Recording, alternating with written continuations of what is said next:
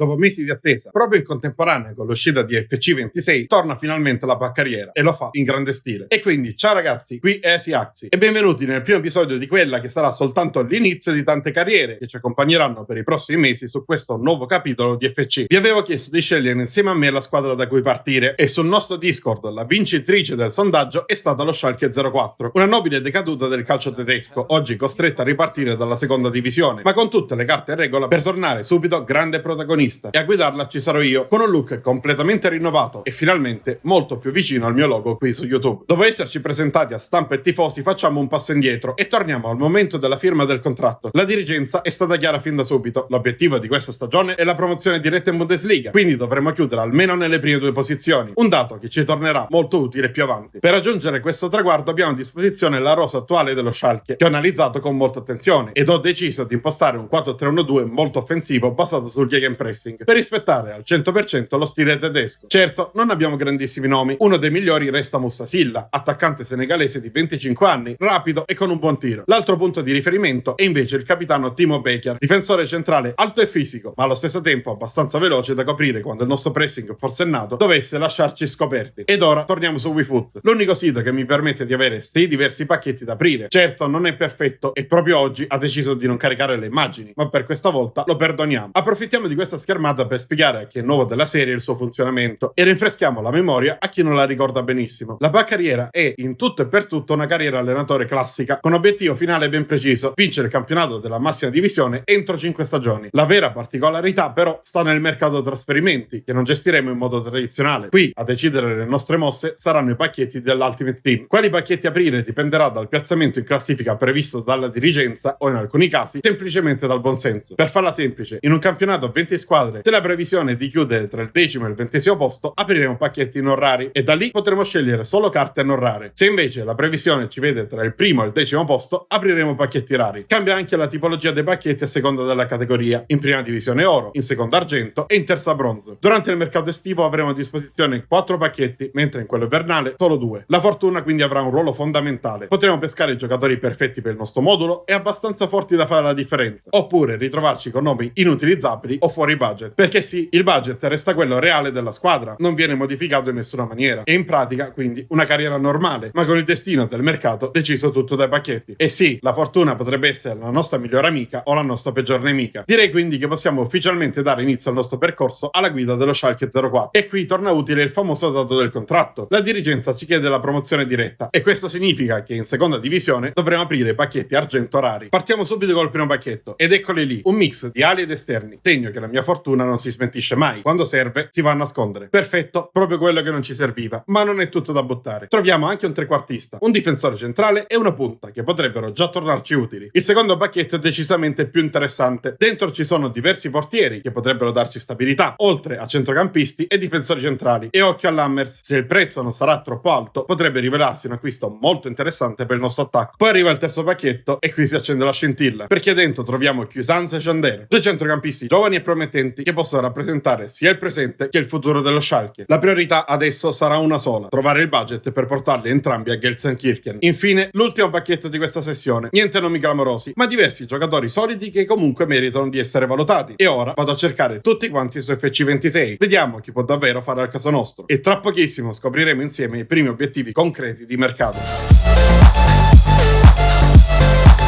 Qui ragazzi non è solo fortuna, qui è un segno del destino. Dall'ultimo pacchetto sono usciti 2 terzini davvero interessanti che potrebbero fare al caso nostro. Il primo è Femi Seriki, terzino destro inglese velocissimo ma ancora acerbo. In rosa abbiamo già 3 giocatori nel suo ruolo, ma nessuno al suo livello. L'altro è invece l'italiano Giacomo Quagliata, anche lui rapido ma con più esperienza. A sinistra lo Schalke ha già alternative, ma la differenza di qualità, credetemi, è evidente. Poi arriviamo ai 2 veri obiettivi dichiarati: Michael Cuisance e Kaspar Chander. Il primo è una mezzala con doti da costruttore di gioco, elegante e tecnico. Il secondo invece è più completo, con qualità da incursore e prospettive importanti. 2 profili diversi, ma entrambi perfetti per il nostro centrocampo. Ho valutato anche Sam Lammers, ma il prezzo troppo elevato ci costringe a scartarlo. Gran parte del budget dovrà essere investito a centrocampo. Rimane quindi Stefano Moreo, trequartista esperto e con un buon tiro. Non è un profilo futuribile, ma il ruolo ci serve e siamo costretti a puntarci, con l'idea di fermarci a un contratto annuale. All'inizio del mercato il budget a disposizione è di appena 6 milioni, troppo pochi per coprire tutte le necessità. Però abbiamo diversi superi da piazzare e quindi la situazione non è disperata. Partiamo con la prima cessione. Christopher Antiagé lascia lo Schalke, un buon giocatore, ma fuori dai miei piani tattici. Con i primi fondi liberi possiamo quindi subito alla porta dell'Hertha Berlino e chiudiamo il colpo Michael Cuisance, che firma un contratto breve ma sostenibile e si unisce a noi per poco più di 3 milioni. Insieme a lui arriva anche Stefano Moreo dal Pisa per 1 milione di euro, con l'accordo, alla fine raggiunto, di legarci per un solo anno. La rivoluzione prosegue sulle fasce. Seriki diventa il nostro nuovo titolare a destra, grazie a uno scambio con Finn Porat, un altro degli esterni presenti in squadra, mentre Quagliata completa il reparto firmando a titolo definitivo per 2,1 milioni. Un investimento più alto del previsto, ma necessario. Per uno Schalke che vuole basarsi sul gegenpressing, servono terzini forti e affidabili. E nel frattempo è arrivato il momento dell'esordio in campionato e davanti a noi non c'è un avversario qualunque. Affrontiamo proprio l'Hertha Berlino, una delle squadre più attrezzate della Bundesliga 2. Gli avversari si presentano con un 5-3-2 molto chiuso, protetto da un mediano davanti alla difesa e guidato dalle esperienze di Diego Demme e Marton Dardai. Il loro stile è semplice, ordinati dietro, possesso ragionato davanti, senza mai sbilanciarsi. Una filosofia opposta alla nostra, che punta invece a pressare alto e aggredire la partita. Le premesse per un debutto infuocato ci sono tutte ed è ora di scendere in campo. Noi scendiamo in campo con quasi tutti i titolari a disposizione. Le uniche differenze sono sulla fascia destra, dove Gunterbein prende il posto del nuovo terzino inglese e in attacco con la Sme che parte titolare accanto a Karaman al posto dello stanchissimo Silla, comunque pronto a entrare in caso di necessità.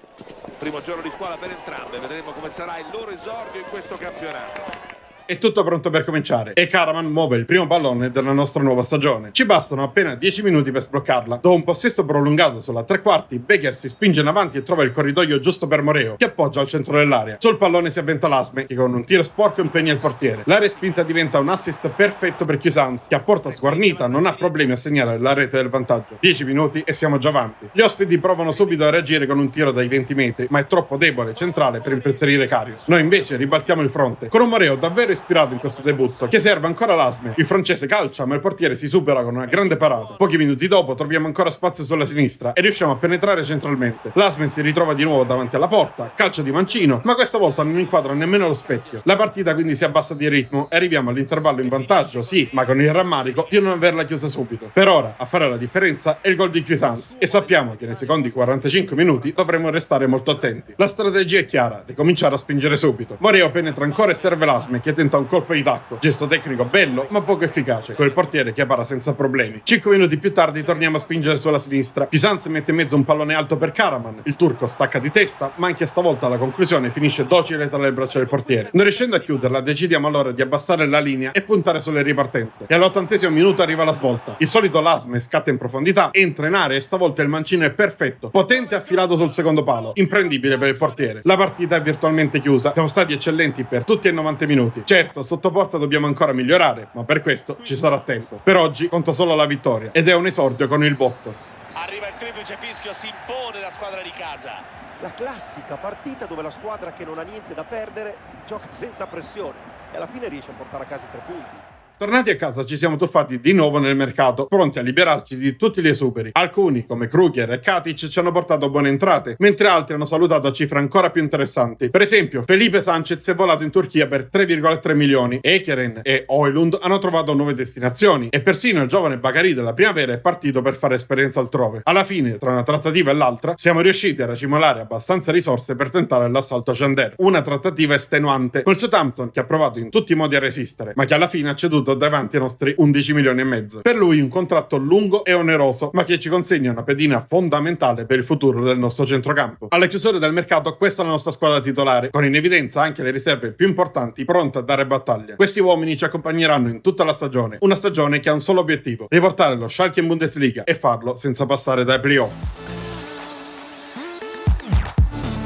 Siamo arrivati ad ottobre e, dopo l'ottimo debutto con la vittoria contro l'Hertha Berlino, abbiamo vissuto un piccolo rallentamento. Prima il pareggio per 2-2 contro il Kaiserslautern, poi la sconfitta con il Bochum, che ci ha battuti 3-2. La reazione è però arrivata subito, con un netto 4-1 rifilato alla Dinamo Dresda nell'ultimo giorno di mercato. A settembre le cose erano andate meglio, con 2 vittorie e un pareggio. L'unico mezzo passo falso contro il Kiel, che ci ha fermati sull'1-1 in una gara che, in realtà, avevamo dominato dall'inizio alla fine. Ottobre invece è cominciato nel migliore dei modi, con la vittoria esterna contro l'Arminia, Arminia Bielefeld. E ora ci aspetta un nuovo big match. Siamo ospiti dell'Hannover in una sfida che può rilanciarci in classifica. I nostri avversari occupano attualmente l'8ª posizione e arrivano da 5 partite altalenanti, frutto di un modulo 3-4-2-1 molto offensivo che non sempre garantisce la solidità necessaria. A questo si aggiunge un pressing ultra offensivo che, se da un lato li rende pericolosi, dall'altro li espone facilmente alle ripartenze. Noi ci presentiamo con un mix di titolari e riserve. Oggi tocca a Younes e Doncor sfruttare questa chance per ritrovare la forma e dimostrare di poter aiutare la squadra nei momenti decisivi della stagione. È tutto pronto, andiamo a prenderci 3 punti. Vedremo chi avrà la meglio oggi tra la migliore difesa del torneo dei padroni di casa e l'attacco più prolifico che invece è quello della formazione ospite.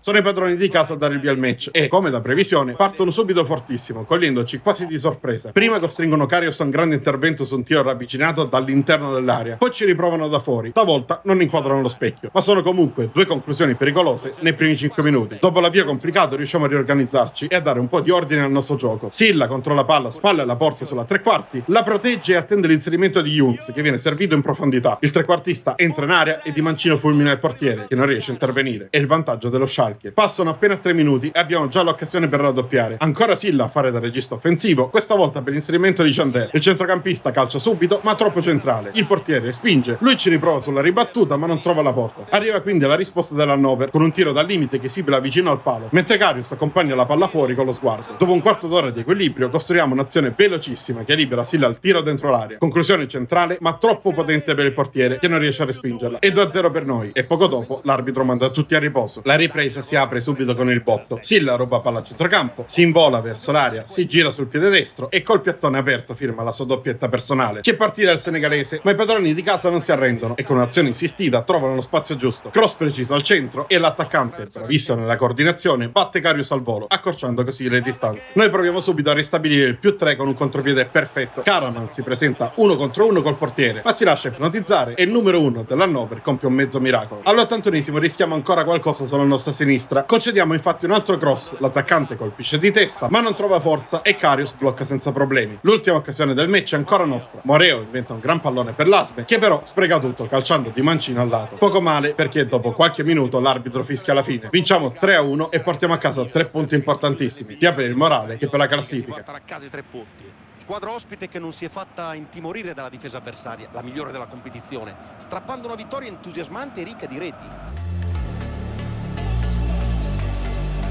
Il mese di ottobre si è chiuso con un pareggio e una sconfitta, quest'ultima arrivata in Pokal, una battuta d'arresto poco rilevante, visto che al momento la Coppa non rappresenta un nostro obiettivo. Novembre invece ci ha visti imbattuti. 2 vittorie di misura, entrambe per 1-0 contro Karlsruhe e Münster, e 2 pareggi più amari contro Elversberg e Paderborn, avversari che sulla carta sembravano abbordabili. A dicembre invece sono arrivate altre 2 vittorie per 1-0, in trasferta contro il Fortuna Düsseldorf e in casa contro il Norimberga, prima di chiudere l'anno con un pari contro il Braunschweig. Siamo così arrivati al giro di boa, metà stagione, 17 partite giocate e una classifica che ci vede in vetta con 36 punti. Dietro di noi il Bochum distante appena 3 lunghezze, mentre tutte le altre sono già staccate, la terza è addirittura a 10 punti di distanza. La corsa al titolo della seconda divisione è quindi un testa a testa serratissimo, mentre la promozione diretta sembra ormai cosa fatta. Ma adesso si apre il mercato invernale e questo significa tornare ad aprire i nostri pacchetti argentorari su WeFood. Il primo non ci offre grandi alternative, forse un paio di difensori centrali da valutare e un attaccante, ed anche il secondo non entusiasma. Qualcosa di interessante c'è, ma serve valutare tutto meglio in game. Dei 20 giocatori pescati, solo 2 si sono rivelati davvero degni di nota. Il primo è Giancarlos Pestagna, difensore centrale colombiano di 28 anni, lento, ma fisico e solido nei contrasti. Il secondo è Timo Hubers, tedesco di 29 anni del Colonia, più veloce, più alto e con capacità difensive simili al colombiano. Un profilo che sembra adattarsi meglio alle nostre necessità. Prima però servono cessioni. Richiamiamo dal prestito l'ala sinistra Ilie Amash e subito lo rimettiamo sul mercato. Il Lugano offre quasi 2,5 milioni e noi accettiamo con piacere. Ci saluta anche Yannick Bachmann, mediano esperto ma ormai avanti con l'età, che si unisce alle Ganes per 800.000 euro. Con queste entrate fresche bussiamo alla porta del Colonia e chiudiamo la trattativa per Hubers, che arriva per 2,4 milioni e firma un biennale da 14.000 euro a settimana. Un rinforzo prezioso, pronto a dare equilibrio alla nostra difesa per il girone di ritorno. A gennaio, con la lunga pausa invernale tipica del calcio tedesco, abbiamo disputato soltanto 2 partite. La prima ci ha regalato un'altra vittoria contro l'Hertha Berlino, questa volta di misura per 1-0, ma comunque fondamentale. La seconda, invece, ci ha visti fermati sullo 0-0 dal Kaiserslautern. Febbraio, però, si è aperto nel peggiore dei modi. Prima la sconfitta nello scontro diretto col Bochum, decisa da un episodio sfortunato. Una punizione deviata che ha liberato l'attaccante avversario, bravo a segnare di testa tutto solo davanti al portiere. Poi un'altra battuta d'arresto pesantissima, in casa contro la Dinamo Dresda, che ci ha inflitto un netto 3-1 al termine di una delle nostre peggiori prestazioni stagionali. Fortunatamente, da lì in avanti, siamo riusciti a rialzarci. Vittorie importanti contro Kiel e Greutherfurt e un pareggio combattuto contro il Magdeburgo hanno rimesso in carreggiata la squadra. Anche marzo è iniziato con un pari contro l'Arminia Bielefeld, prima di un nuovo successo sull'Hannover, stavolta per 2-1. E ora ci attende un'altra sfida cruciale. Siamo ospiti del Darmstadt, sesto in classifica e con una delle rose più forti della Bundesliga 2. Un avversario insidioso, anche se arriva da 5 partite con una sola vittoria. Nella loro rosa spicca un volto familiare. Ricordate il primo giocatore che abbiamo ceduto? Ecco, oggi sarà titolare proprio sulla fascia destra del Darmstadt. Dal punto di vista tattico, i nostri avversari amano gestire il possesso palla, facendo girare a lungo il pallone per poi aprire spazi, mentre in fase di un possesso si affidano anche loro al gegenpressing. Un'arma letale, ma che può facilmente trasformarsi in un rischio. Noi ci presentiamo con la formazione migliore. Tutti e 11 titolari sono in forma e stavolta non vogliamo correre rischi. Dopo la doppia sconfitta di febbraio, il Bochum ci ha scavalcati in classifica, quindi l'unico obiettivo è vincere per non perdere ulteriore terreno. Può essere una delle chiavi del match. Affronta la sua ex squadra. Gli ultimi preparativi. Poi tutto pronto qui al Merkstadion. Sono ancora i padroni di casa a dare il via alla partita e fin dai primi minuti iniziano a spingere forte. La prima occasione nasce da un cross pericoloso deviato verso la porta dall'attaccante. Karius però è attento e blocca. Poco dopo il Darmstadt riparte in contropiede. Noi siamo troppo sbilanciati e concediamo un 1 contro 1 al loro centravanti, che è bravissimo a calciare sotto la traversa e portare in vantaggio i suoi. Il gol subito finalmente ci scuote. Ripartiamo in contropiede con Karaman, che rallenta e scarica all'indietro. La squadra quindi muove palla velocemente fino ad arrivare a Silla. Controllo, girata sul destro e conclusione imparabile. È la sua 10ª rete stagionale e ci vale il pareggio. Ma la partita resta pericolosa, ancora un contropiede degli avversari e serve un grandissimo intervento di Karius per mantenere il pareggio. E allora rispondiamo subito. Chandler inventa un passaggio perfetto per Karaman, tenuto in gioco per pochi centimetri. Controllo e destro secco alle spalle del portiere e il sorpasso è completato. E non è finita, perché appena riconquistata palla ci ributtiamo in avanti. Cross immediato di Moreo e Karaman, bravissimo di testa, sigla il gol del 3-1. Ma la gara è tutt'altro che chiusa. Il Darmstadt resta vivo e costringe ancora Karius al secondo miracolo della giornata. A pochi secondi dall'intervallo sfiorano nuovamente il 3-2 con un tiro che esce di pochissimo. Per fortuna arriva il fischio dell'arbitro, chi manda tutti negli spogliatoi, ma sappiamo bene che nel secondo tempo dovremo fare attenzione alla loro reazione. Per una ventina di minuti riusciamo a contenere, ma al 70° concediamo un'occasione ghiottissima rubata dall'attaccante in maglia blu. Noi abbassiamo ulteriormente il ritmo per non rischiare, ma negli spazi continuiamo a far male. Stavolta è l'ASB a inventare, con un cross brutto ma comunque efficace che serve perfettamente Karaman. Colpo di testa sul primo palo e tripletta personale. E c'è spazio anche per il poker, perché al 92° il Fasuli lo pesca tra le linee e Karaman, di prima intenzione, spedisce la palla sotto al 7. Una serata da bomber vero, la porta sembra il grande il doppio per lui. 4 gol per Karaman, 5-1 per lo Schalke, in una partita che è stata molto più dura di quanto il risultato finale lascia immaginare. Salgono a +3 in classifica. Un successo strameritato, rotondo, mai in discussione. Hanno preso in mano il pallino dal primo minuto e non l'hanno più mollato. Aprile è stato un mese a due facce. Da un lato la netta vittoria contro l'Elversberg, dall'altro 2 pareggi contro Karlsruhe e Paderborn, ma soprattutto la pessima sconfitta casalinga contro il Münster, una delle squadre più deboli di tutta la divisione. A maggio però siamo riusciti a reagire, vincendo 2 partite fondamentali contro Fortuna Düsseldorf e Norimberga. Contro il Fortuna l'incontro si è deciso nella ripresa. Prima il tapin vincente di Silla per sbloccare il punteggio, poi il contropiede di Lasme che stavolta si è dimostrato freddo e letale sotto porta. Tutto questo ci porta all'ultima partita della stagione contro il Braunschweig. La classifica dice che siamo a un solo punto dal Bochum capolista. Se noi dovessimo vincere e loro non riuscissero a fare lo stesso, potremmo laurearci campioni all'ultimo respiro. Ma prima di sognare c'è solo una cosa da fare: vincere. Di fronte avremo una squadra in crisi profonda, sesta in campionato ma reduce da 4 sconfitte nelle ultime 5 gare. I loro uomini migliori sono Hoffmann e Sabot, nomi che ricorderete dalla carriera con la Pro Vercelli, e si schierano con un 3-4-1-2 che punta molto sui palloni in profondità e sulle ripartenze veloci. Per questo match non vogliamo stravolgere nulla. Confermiamo quasi in blocco la formazione titolare, con l'unico cambio obbligato a sinistra, dove Doncor prende il posto di Guagliata, non al meglio della condizione. È l'ultima partita e sappiamo che non basta vincere. Dobbiamo farlo e sperare che il Bochum inciampi proprio all'ultimo passo. La tensione alle stelle, tutto è pronto, adesso tocca a noi.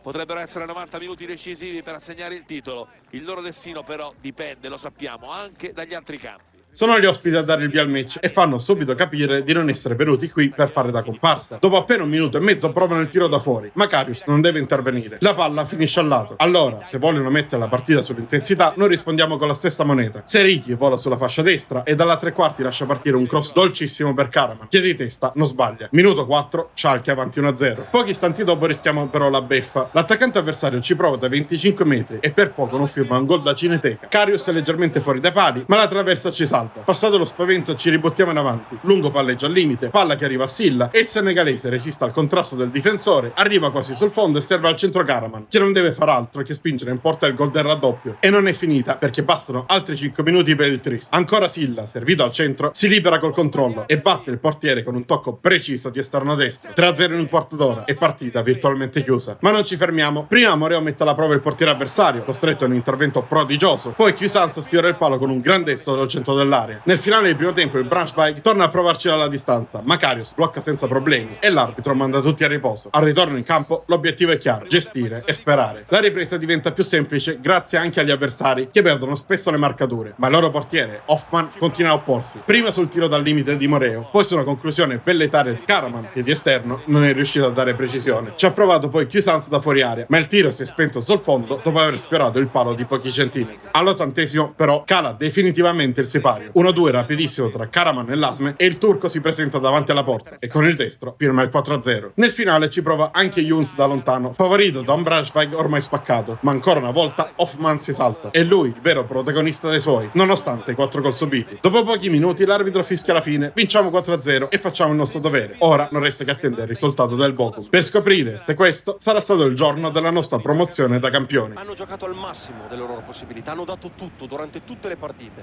ma non è bastato. Purtroppo la risposta è no. Il Bochum vince la sua partita e mantiene quel punto di vantaggio che ci separava. La classifica finale recita Bochum 69, Schalke 68. Poi tutte le altre staccate di oltre 10 punti. Un peccato enorme, perché la nostra è stata una grande stagione, con solo 4 sconfitte, ma una in più rispetto ai nostri rivali ci è costata il titolo e la gloria. Resta però la certezza più importante: dal prossimo anno torneremo a calcare i campi della Bundesliga. La missione promozione è compiuta. E se dobbiamo scegliere i simboli di questo traguardo, 3 nomi spiccano su tutti. Moussa Silla, autore di 17 gol e 10 assist in 32 presenze, con una media voto altissima e prestazioni decisive. Kenan Karaman, trascinatore assoluto con 23 gol e 5 assist in 35 presenze, capace di mantenere una media superiore al 7,5, e infine Michael Cuisance, che con i suoi 5 gol e 5 assist ha dato qualità, equilibrio e continuità al nostro centrocampo. 3 protagonisti, una squadra intera alle spalle e un solo messaggio: lo Schalke è tornato e dalla prossima stagione sarà di nuovo tra le grandi di Germania. Ma per oggi è tutto, spero che questo primo episodio con il format rinnovato vi sia piaciuto e se così fosse allora lasciate like e iscrivetevi per tanti nuovi contenuti. Noi ci vediamo nel prossimo video. Ciao ragazzi!